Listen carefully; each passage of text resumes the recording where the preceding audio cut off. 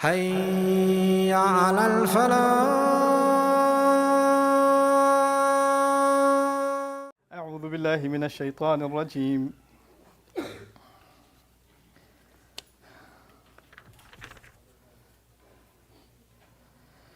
قالت فذلكن الذي لمتنني فيه ولقد راودته عن نفسه فاستعصم ولئن لم يفعل ما آمره ليسجنن وليكونن من الصاغرين قال رب السجن أحب إلي مما يدعونني إليه وإلا تصرف عني كيدهن أصب إليهن وأكن من الجاهلين فاستجاب له ربه فصرف عنه كيدهن إنه هو السميع العليم رب اشرح لي صدري ويسر لي أمري واحلل عقدة من لساني يفقهوا قولي فالحمد لله والصلاة والسلام على رسول الله وعلى آله وصحبه أجمعين أما بعد.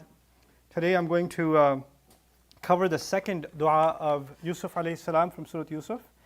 And at first glance, it doesn't even look like a dua. So let me set the scene for you first, because again, as I've been saying, the prayers of the prophets, it's really important to understand the story behind them, so you appreciate when and where to apply them in your life, and I apply them in mine.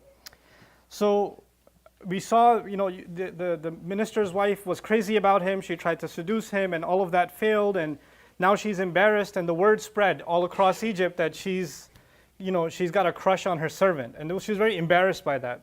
So what she does is, and there are other women that are from the same political elite. These other women, they're having their parties or whatever, and they're making fun of her and talking about her, and word gets to her. You know what they were saying about you at that gathering? You know what they were saying about you over there? And she's now heard that these women, they've made a mockery out of her reputation because of the word getting out. So what she does as a result is فَلَمَّا سَمِعَتْ بِمَكْرِهِنَّ أَرْسَلَتْ إِلَيْهِنَّ And when she heard that they were making these kinds of statements about her and scheming, about her reputation, she had all of them invited. وَأَعْتَدَتْ لَهُنَّ مُتَّكَأً And she's placed cushions for them specifically, like a big living room type thing, and they're all sitting reclined, relaxed. وَآتَتْ كُلَّ وَاحِدَةٍ مِّنْهُنَّ سِكِّينًا And she gave every one of them a knife. She handed every one of them a knife. وَقَالَتْ اخْرُجْ عَلَيْهِنَّ The Quran then says, and then she said, come out. To Yusuf alayhi salam, she said, come out and come in front of them. اخْرُجْ عَلَيْهِنَّ فَلَمَّا رَأَيْنَهُ أَكْبَرْنَهُ So when they saw him, they thought he was amazing. أَكْبَرْنَهُ means they thought he was incredible. He's magnificent. وَقَطَّعْنَا أَيْدِيَهُنَّ The Quran's words are, and they cut their hands. They started cutting their hands. So this is a very strange scene in the Quran, and often when somebody reads the translation, they don't realize that what the Quran does is something called ijaz. The Quran speaks in very concise language. It uses one phrase and it expects the reader to fill in the blanks. This is not what happened, as in, they were all sitting there. She says, here's a knife for you, here's a knife for you, here's a knife for you. Why, thank you for this knife. And then he walks in, oh my God. Like, that's not what happened. That is not what took place. What does take place, you can imagine the scene. Obviously, you give someone a knife not because they're going to go on self-surgery. You give someone a knife because they're going to be cutting a cake or an orange or whatever. She hands them some fruit, some meat, whatever. And they've got these plates in front of them, and they're cutting away at their meals. And then he walks in. And when he walks in, they're cutting, and where are they looking? Oh. So their eyes went over there, and they weren't paying attention, and a bunch of them cut their hand. And his job is he's a servant. So when he's a servant and she cut her hand, what's he supposed to do? Oh, let me fix that. Let me get that for you. Let me get you some Band-Aid. And so one of them is getting the attention. And the other's like, hey, how come? I cut my hand too. So this is not qata'na. Qata'na means they cut. قَطَّعْنَا أَيْدِيَهُنَّ One after the other, after the other, after the other, cutting their hand, all for what? Vying. Can you put some Band-Aid on mine too? Can you give me attention too? And it starts going crazy. And this lady who set this up, because he was like incredibly handsome looking, they actually said, Hasha lillah. Oh my God. That's literally the translation of Hasha lillah. I don't know how else to translate that. You have to have a southern accent. Oh my God. When you translate, Hasha lillah. God forbid. Heavens, for heaven's sake. Ma hadha bashar. This is not even human. In hadha illa malakun kareem. This is a Gracious angel. This is some kind of angel. Oh my. This is what they were saying. So they were gawking at him, checking him out, and then they cut their hands in doing so. And this crazy scene is happening. And she then says, oh, you thought I have a crush on just some servant, huh? What happened to you? You see all of you? You were making fun of me? And so she puts them on the spot. قالت فذلك الذي لمتنني فيه. This is the one you were blaming me about, huh? How does that feel? You feel embarrassed yourselves? And so when she got revenge on them, وَلَقَدْ رَاوَدتُّهُ عَنْ نَفْسِي. You know what? It's true. I did try to seduce him. I did try to make him slip. I did try to catch him off guard. It is true. I'm not ashamed to say it. Like you women. You would want a chance with him anyway. Any one of you would take the chance with him. So she calls it out and she has no shame in now saying it. Yep, I liked him. And I tried to make him slip. And it didn't work. And so then she says, وَإِلَّا تَصْرِفْ عَنِّي كَيْدَهُنَّ. Or actually she says, وَإِن لَمْ يَفْعَلْ مَا أَمُرُهُ. And if he doesn't do what I'm telling him to do, in other words, I'm still the owner of this house. He's still my servant. When I tell him come here, he should come here. When I tell him do this, he will do this. How dare he disobey me as my servant? You know, last time he just said, إِنَّهُ رَبِّي أَحْسَنَ مَثْوَايَ. My master has taken care of me all this time. Why would I disobey my master? And she's basically saying, who are you to tell me who you will obey and disobey? I'm the owner. I'm the master. And so she's now imposing her authority on him now. You better do what I want or I'm going to burn you. So in other words, this is the psychosis of a woman who's obsessed with a man, and if the man turns down her advances, she says, oh yeah? Now I'm going to ruin your life. Now you see what happens when you turn me down. So this kind of personality is not one time, this can exist in the world. There can be a woman like that who says, oh yeah? You don't want to listen? Oh, let's see how your reputation does afterwards. And what does she say about him? He's innocent himself. She says about him, لَيُسْجَنَنَّ. I will make sure he gets arrested. He will get thrown into jail. وَلَيَكُونَ مِنَ الصَّاغِرِينَ. And I will make sure that he's humiliated. He will absolutely be from those who get as-saghir in Arabic doesn't mean small. He's already a young man, and he's already not of someone high status. He's a servant. Saghir in Arabic means, in the Quran especially, sigharan, saghir is used for humiliation. I will make sure that his reputation is destroyed. I will make sure not only is he thrown in jail, but people speak very ill of him. Nobody will like him. So what if he's going to turn me down? We'll see how that plays out for him. وَلَا يَكُونَ مِنَ الصَّاغِرِينَ. Now he's in this state that he understands. Now there's two threats on Yusuf alayhi salam. One threat, I'm going to throw you in jail. Second threat, I will humiliate you. Those are two threats, two separate threats. One of them he is worried about, the other one he's not worried about. The one he's worried about is, should I be addressing that I'll be thrown in jail? Because he has two options. Either he should obey her and do haram, or he should go to jail.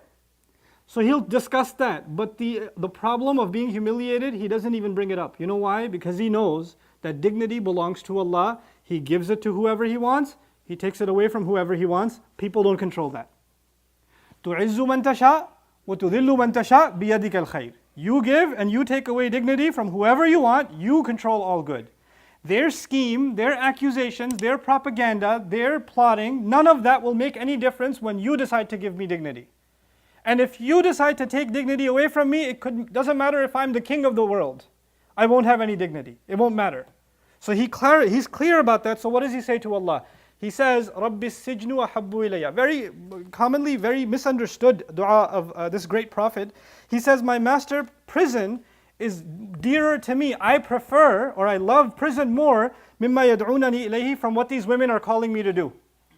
These women are inviting me towards haram. I prefer prison over this. He's telling Allah, رَبِّ السِّجْنُ وَحَبُّ إِلَيَّ. Some people have looked at this dua and said, well, you know what? This is why Allah threw him into prison. Because he said, I prefer prison. So Allah put him in prison. You should be careful what kind of dua you make. It might come true. You know? But actually, he's not asking for jail. You have to understand. He only has two options, haram or jail. He's not under control. He doesn't have hurriya. He's actually a servant, a khadim. She says, you got two options. Either you do what I'm telling you, or you go to jail. He has to pick between one of these two. So he turns to Allah and says, Ya Allah, with the options in front of me, I'll have to prefer jail. Because jail means I don't disobey you. He's not asking Allah for prison. Do you understand this? He's asking Allah of the limited options he has, I'm going to take the one that doesn't disobey Allah. That's what he's actually asking. رَبِّ السِّجْنُ أَحَبُّ إِلَيَّ مِمَّا يَدْعُونَنِي إِلَيْهِ. And then he adds, the only options he sees, if there's a multiple choice answer, there's only two answers, jail or haram. But he knows that Allah, وَيَرْزُقُ مِنْ حَيْثُ لَا يَحْتَسِبْ يَرْزُقُهُ مِنْ حَيْثُ لَا يَحْتَسِبْ. Whoever protects himself and it has taqwa of Allah, Allah provides them in ways they can't even imagine. So he says, in front of me, these are the only two options, so I'll pick this one. But my Rabb, إِلَّا تَصْرِفْ عَنِّي كَيْدَهُنَّ. If you don't turn me away from their scheming, أَصْبُ إِلَيْهِنَّ. I'm not worried about what they will do. I'm human also. I might become childish. I might lose my maturity. Right now, I am, Allah described him as hukman, someone who makes firm decisions. He has that hukm. He says, Ya Allah, I hope that if they keep tempting me and keep poking at me and keep pressuring me and keep coming at me, that one day I might not slip. Ya Allah, let me just go to jail because that's probably the only place I'll be safe from these women. You have to understand, the women that were in that room were all wives of ministers, millionaires, like elite women. And this young man is just a servant. He can't escape them. Even if he got away from that room, how far is he going to get? They have control over the entire society. The one place where they can't reach him and can't mess with him is where? It's jail. So he says, Ya Rab, if you don't get me away from their scheme, if you don't, and then I might become childish. I might incline, asbu ilayhin, the word asbu comes from sabi. Sabi means child. You know how a child doesn't have control? A child starts crying, they can't control their crying. And kids are, many of you have children, I have children, I know kids are very good at fake crying too. They're crying for like the juice or something, and like they're most excruciating pain. But if you don't pay attention, then all of a sudden they're like, nobody's paying attention? Oh. And then they see you're looking again, they're again, But the idea here is children can be out of control. Children can do whatever, not think about it. Turn their brain off. Why did you do that? Why did you spill this? Why did you drop this? I don't know, I like to. That's it. He says, I might become childish. I might lose control. I might not act like in a mature way. وَأَكُمْ مِنَ الْجَاهِلِينَ. Now we get to the same words of Musa alayhi salam. وَأَكُمْ مِنَ الْجَاهِلِينَ. I might become from those that are jahil. What does jahil mean? I told you last time. I told you jahil means someone who cannot control their emotions. With Musa alayhi salam, we were talking about the emotion of anger. He had to control his anger. With Yusuf alayhi salam, it's the emotion of temptation. I may not be, I'm a human being, I might lose control. Feeling temptation is not haram. I'll give you an example. We're fasting. And when we're fasting, your throat feels thirst. Your stomach feels hunger, yes? When it feels those things, is your throat doing a sin by feeling thirst? No. Your body, Allah made it a certain way. Your throat is asking you to disobey Allah. Your stomach is asking you to disobey Allah. But your heart says, no, shut up throat. Shut up stomach, not until Maghrib. And that fight goes on the whole day. Your throat doesn't say, okay, it's from Allah, I'll be fine, I'll stop giving you a hard time. No. Your throat keeps giving you a hard time. Your stomach keeps screaming at you. It turns into a musical song sometimes and sings at you. Because asking you to disobey Allah. There are some inclinations Allah put inside of us, whether you're a believer, whether you're a hafidh of Quran, whether you're a alim, whether you spend your entire day in the masjid, hunger is hunger. Thirst is thirst. You're all going to feel it. What matters is your heart is in charge. It stops those feelings and puts them under control. Temptation towards the opposite gender is like that. It's a very powerful emotion. Allah put that inside us. زُيِّنَ لِلنَّاسِ حُبُّ الشَّهَوَاتِ مِنَ النِّسَاءِ. Allah put it Himself. That feeling will come. It can be very overwhelming. But we ask Allah that we don't lose control over our hearts and we give in to that temptation. So we control the eye, we control the tongue, we control the hands, we control the body, and we hold ourselves back from the haram. So he says, if you don't take me away from this environment, I will eventually end up falling. This is the part that I wanted to emphasize, the teaching of this dua. This is the begging of Allah he's doing. He didn't ask anything, by the way. He didn't say, Ya Allah, put me in jail. He said, jail is more beloved to me. From what I see, that seems to be the better option, my Rabb. But I don't know that. I just know one thing for sure. I need you to get me out of this. I need you to get me out of this. Because he also doesn't know, maybe jail is even worse. He doesn't know that answer. So now what I wanted to tell you in this particular dua, for myself and yourself, is if you find yourself in an environment, If you find yourself around companies, some of you guys are going to college, university, or some of you are at the office and your friends say, hey, let's go out to lunch. Not in Ramadan, but afterwards, let's go out to lunch. The people you hang out with, the kinds of things they talk about, the kinds of conversations they have, what they're comfortable with. If you're around that long enough, your guard goes down and that messed up stuff starts becoming normal to you. That becomes your normal. And the more that stuff becomes normal, then the more the obedience to Allah starts seeming more and more difficult, unnatural. This deen, Islam, is deen al-fitra. I'll take 3 more minutes, I promise. This deen is deen al-fitra, natural religion. Naturally, our hearts are inclined towards the obedience of Allah. Allah made human beings to want to obey Allah. But when we put ourselves in unnatural, sinful environments, then our nature changes. Our nature actually gets contaminated. For example, when you eat unhealthy food, it can become an addiction, right? If you're drinking soda all the time, if you're eating artificial sugars all the time or whatever, you need to have your cheese puffs, you need to have your Swiss rolls or your chocolate fix or whatever. And if you all of a sudden, from today on, no more Coke, no more soda, no more this, no more that, does your body go through withdrawals? You crave it again? Yeah, even though that's not natural. That's not natural stuff, but you've developed an addiction. The same way, if you're in a bad environment, it can become very addicting to the point where you think that's normal. That's normal. He's asking Allah Azza wa Jal, jail is the only place where I will be safe from this environment. Because if I'm here all the time, they'll keep poking away at me, and sooner or later a human being will slip. If Yusuf alayhi salam is afraid of that, none of us should be able to say, you know what, I know I'm around a lot of that stuff, but it doesn't affect me. Alhamdulillah, Allah has given me super awesome iman. Nothing bothers me. I'm a hard rock, baby. No, you're not. You're not. Even a rock, when you drip water on it long enough, what happens to the rock? It gets a hole in it. Even that can, crack. So don't overestimate your ability to fight temptation and assume nothing affects you in the environment you put yourself in. And so when he made this dua to Allah Azza wa Jal, that I will lose control over my emotions, my temptations, فَاسْتَجَابَ لَهُ رَبُّهُ فَصَرَفَ عَنْهُ كَيْدَهُنَّ إِنَّهُ هُوَ السَّمِيعُ الْعَلِيمُ. This is the last thing now, with that 1 minute left. Allah answered his prayer. فَاسْتَجَابَ لَهُ رَبُّهُ. He got him away from their scheming. فَصَرَفَ عَنْهُ كَيْدَهُنَّ. And then he said, Allah Azza wa Jal said about this, إِنَّهُ هُوَ السَّمِيعُ الْعَلِيمُ. Certainly Allah, He is the one who always hears, and He's the one who always knows. Now why is that important? Because He didn't say He heard and He knew.